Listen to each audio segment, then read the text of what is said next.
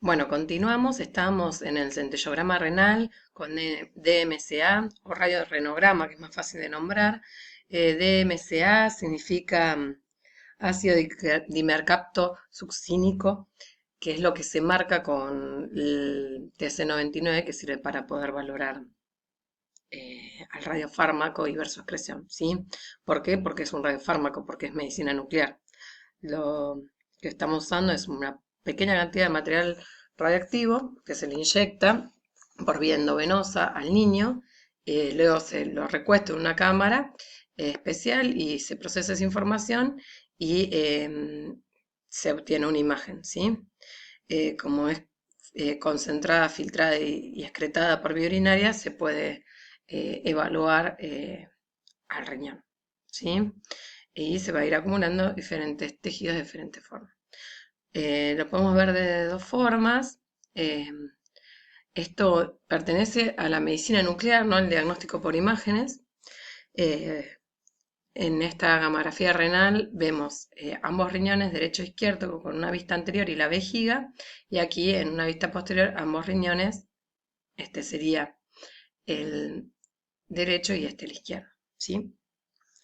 Em, Generalmente la vemos en blanco y negro. En este caso sería que se ve un único riñón y ausencia del otro. No sabemos si es porque tiene una genesia o una ausencia de filtrado. Eh, el contexto clínico nos hablará. Y bueno, y acá una silueta normal de dos riñones, ¿sí?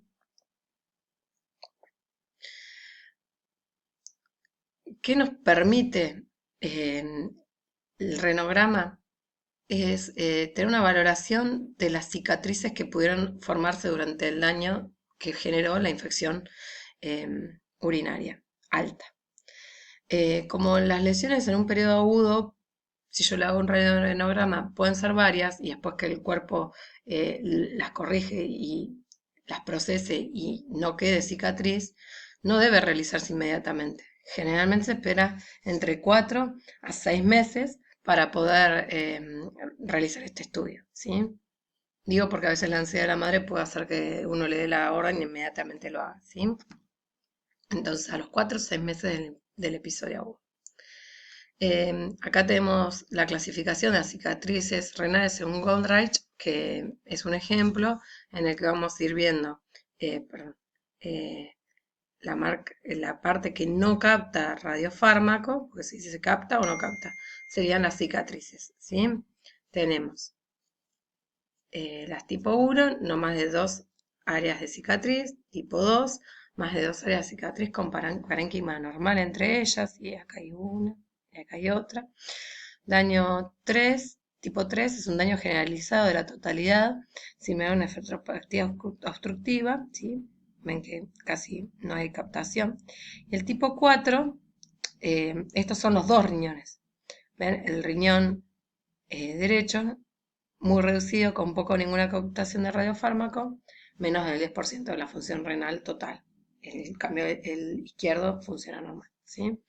Esto no es que lo tengan que saber, sino lo que tiene que ver el concepto es que qué va a pasar con el paciente para explicarle a la mamá que lo van a inyectar, que es un método radioactivo, no hay radiación, digamos, porque emite el aparato que lo adquiere, sino porque la sustancia que se le inyecta es radioactiva, ¿sí? Y que el paciente no tiene ninguna sensación. ¿Y para qué sirve? Para valorar el daño renal que dejó la infección urinaria, las cicatrices que dejó. Entonces, hasta acá que tenemos que la cisturetrografía y el renograma llevan considerable dosis de radiación. Cada uno supone una dosis de un milisievert que equivale a 40 o a 50 placas de tórax. Y es el límite de exposición anual que tienen los pacientes en nuestro país. Entonces, a la hora de indicar, por eso son tantas las controversias y por eso es tan importante otra vez plantearnos, ¿qué será mayor? ¿El daño o el beneficio? Criterios de Fram y Carson. ¿Sirve que se lo hagamos a todos los pacientes que tuvieron ITU? ¿A cuáles? ¿Cuáles elijo? Esto que hoy se establece como recomendación, que es el cuadrito que iniciamos, puede ir cambiando, porque constantemente estas recomendaciones con nuevos hallazgos van cambiando. Bueno, hasta acá dijimos los métodos más importantes que se usan en la ITU. Esto que vamos a ver ahora son métodos que se usan, pero no entran ni en el cuadro de algoritmos, porque en realidad son para situaciones muy particulares y que son muy poco utilizadas en los niños. La tomografía axial computada, como sabemos, utiliza radiación, ¿sí? En los adultos, cuando hay duda, es de elección para descartar una pielonefritis, porque va a proporcionar una correcta información anatómica, va a caracterizar ese riñón, las patologías intra y extrarrenales, es más sensible que la ecografía, sobre todo si son muy pequeñas y a veces nos pueden ayudar a distinguir de un tumor, ¿sí? Igual a veces, obviamente, que si el cuadro clínico es claro, es mucho más fácil.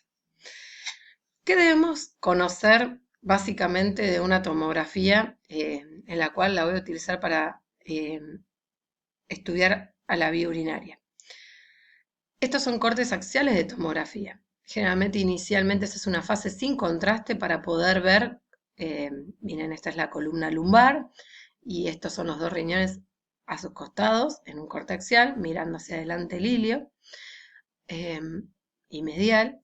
Vamos a ver que no hay litiasis en caso de un adulto, si hay alguna calcificación grosera, porque la voy a ver hiperdensa, y este es un corte a nivel de la vejiga, son la cadera, las articulaciones de la cadera, y en el medio, hipodensa, la vejiga, ¿sí? Esto es sin contraste. El contraste es en el momento cero. El contraste iodado se ve hiperdenso. Entonces, ¿cómo sé que esta fase está con contraste? Luego se hace una fase en contraste arterial para poder valorar correctamente a las arterias renales. Aquí tenemos un corte a nivel del hígado y del vaso, la columna y por delante la aorta, bien brillante porque tiene contraste en fase arterial. Es un corte más abajo, donde vemos los dos riñones, la aorta en el centro. La fase es córtico-medular, que es más o menos a los 25 o 30 segundos que inyectamos el contraste iodado intravenoso, y vemos cómo se concentra en la corteza y delimita lo que es corteza de lo que es médula, ¿sí? Esta fase del vaso se ve heterogéneo como mamelonado, ¿sí? Y esto es un corte inferior donde ya vemos las dos ilíacas, derecha e izquierda, que si hubiera alguna patología podríamos ver dilatado el uréter a esta altura, ¿sí? Luego, en más o menos a los 60-70 segundos de que iniciamos la inyección, es la fase nefrográfica, donde no solo, o sea, ya toda el riñón ya está empezando a llegar el contraste a la médula.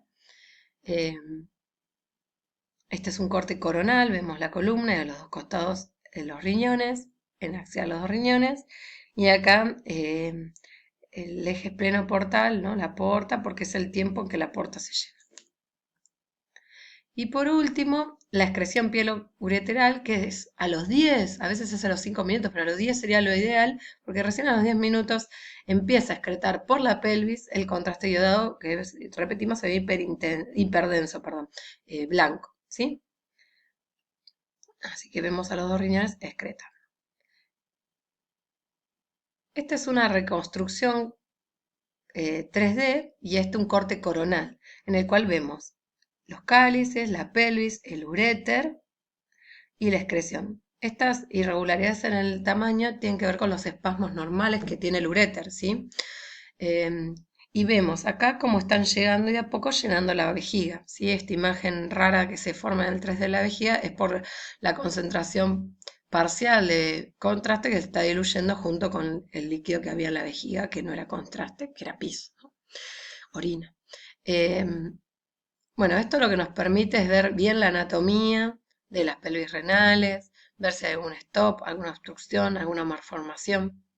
Antiguamente, en vez de usar la tomografía, lo que se usaba eran placas seriadas, se inyectaba el contraste de la misma forma y se iba haciendo placas en distintos tiempos para obtener las mismas imágenes, que eso es el urograma excretor.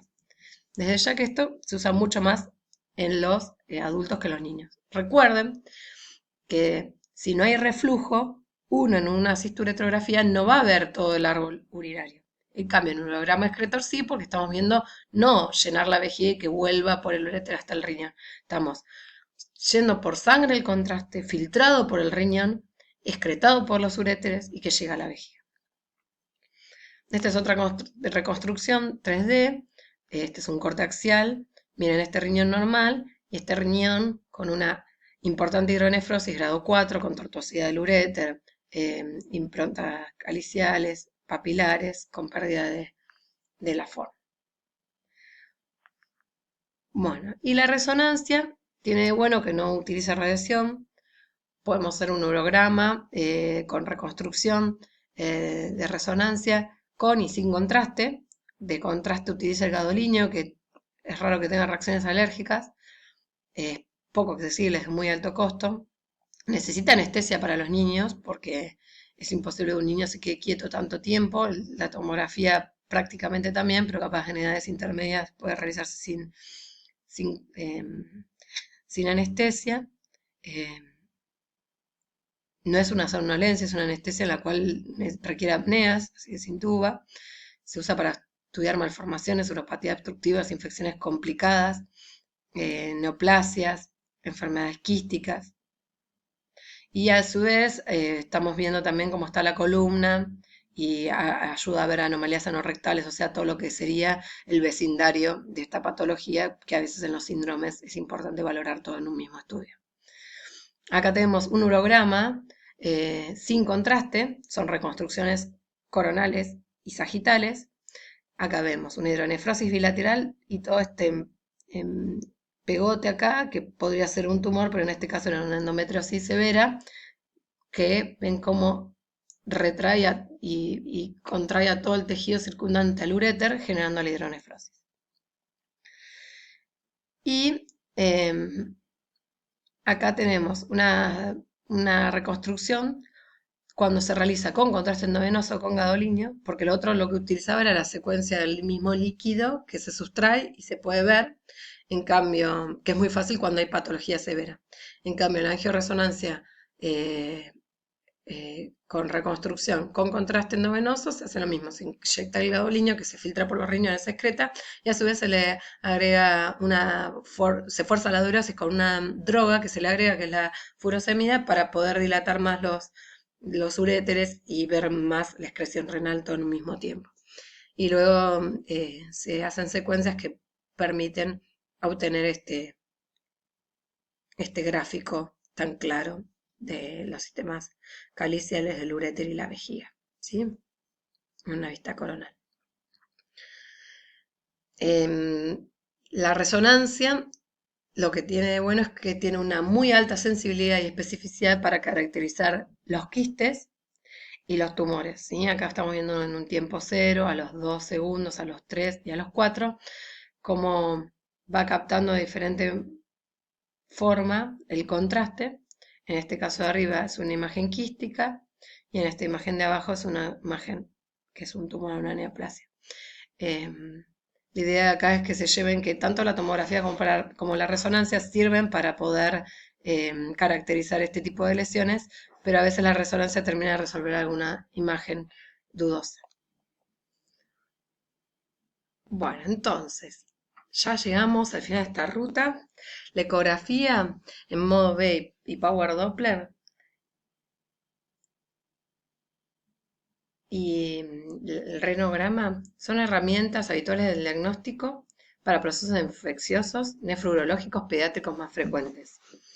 En cambio, la tomografía y la resonancia van a ser excepcionales y solo sus indicaciones serán limitadas en casos de alguna malformación o un estudio prequirúrgico de algún paciente para conocer su anatomía. El urograma, la cisturoetrograma miccional, es muy buen método para el diagnóstico del reflujo. Se realiza un urocultivo previo al estudio y quimioprofilaxis previo en algunas circunstancias, casi la mayoría, ¿sí? Y para cerrar, mostrándole un par de imágenes que no requieren o sea, comprender de esta unidad de aprendizaje, pero sí para mostrarles lo que se puede ver, ya que en la actualidad la primera causa de insuficiencia renal